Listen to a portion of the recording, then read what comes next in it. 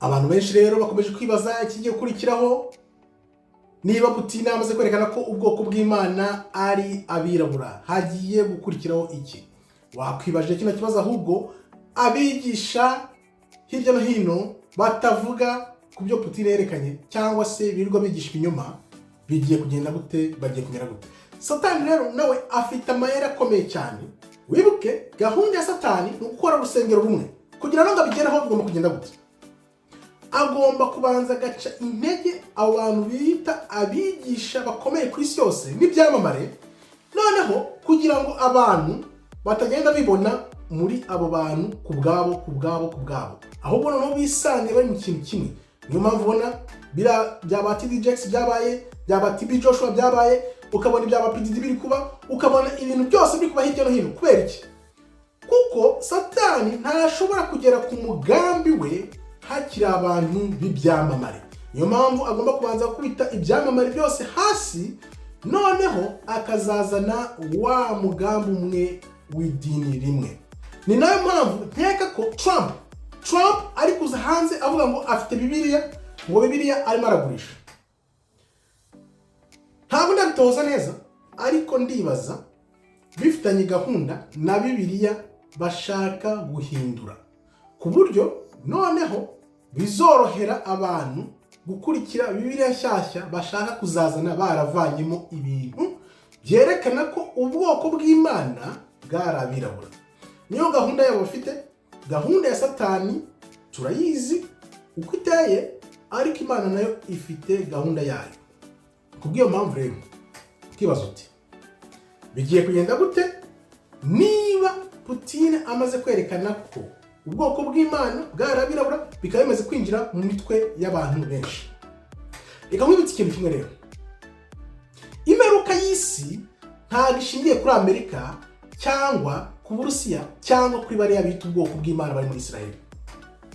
Imperuka y'isi ishingiye ku bwoko bw'Imana bw'abirabura bari muri Amerika, aribo Yuda n'abandi bwoko 10 bari muri Afurika bavuga ngo ubwoko 10 bwabuze.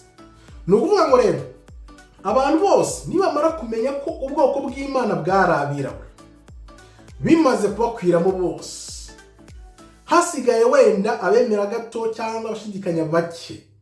Ni ukuvuga ngo uku kuri kugiye gutwikira isi yose, abantu bose noneho bamenye ko ubwoko bw'Imana bwarabirabura. Niho hazahita hava ya makuba bita ya Yakobo. Amakuba ya Yakobo azazanwa nuko ukuri kuzaba kumaze kugera hanze, buri muntu wese atagishidikanya ko ubwoko bw'Imana bwarabirabura. Niyo mpamvu rero ubona banategura ya filime bashaka gusohora ngo bita Civil War. Bazabyita isubiranamo ry'abaturage, ariko mu by'ukuri ukurikije ubuhanuzi it's Jacob's trouble, ariyo makuba ya Yakobo, ko isi yose izaba imaze kumenya ko ubwoko bw'Imana nyabwo ari abirabura bidasubirwaho. Nibwo rero bazashaka kwirara mu birabura ngo bongere babarimbure nk'uko Abaroma babikoze muri 70 n'Abagereki bagiye babikora n'ibindi bihugu byose uko byagiye bikora. Ariko burya si buno, kuko Imana imyaka 400 yagennye irangiye. Ni ukuvuga ngo ntawe uzongera gufata bunyago ubwoko bw'Imana nk'uko byanditse hano muri Bibiliya, nta n'uyu n'umwe. Ubwoko bw'Imana rero nibwo bugenderwaho, nibwo buzagenderwaho mu bihe bije, kugira ngo abantu bamenye ukuri, noneho Imana izafata ubwoko bwayo ibusubize mu gihugu cy'isezerano.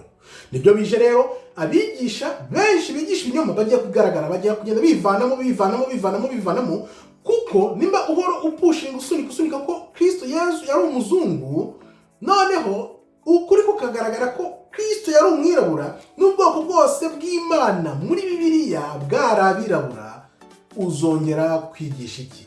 Nibyo rero bigiye gukoza abantu isoni n'ikimwaro gikomeye cyane, ariho benshi bazagaruka bavuga, baririmba bavuga bati Yeremiya 16:19 ni koko twarabeshywe, twarazwe ibinyoma gusa n'abakurambere bacu. Nibyo bigiye kuba, bigiye gutangira mu minsi mike, noneho abigisha ijambo ry'ikinyoma bose bajye ku ruhande, kuko Imana igiye guha ijambo ryayo abantu b'abanyakuri, abantu yatoranyije kugira ngo bigishe ijambo nyajambo. Murakoze rero, Imana ikomeze ibarinde. Shalom, shalom, shalom.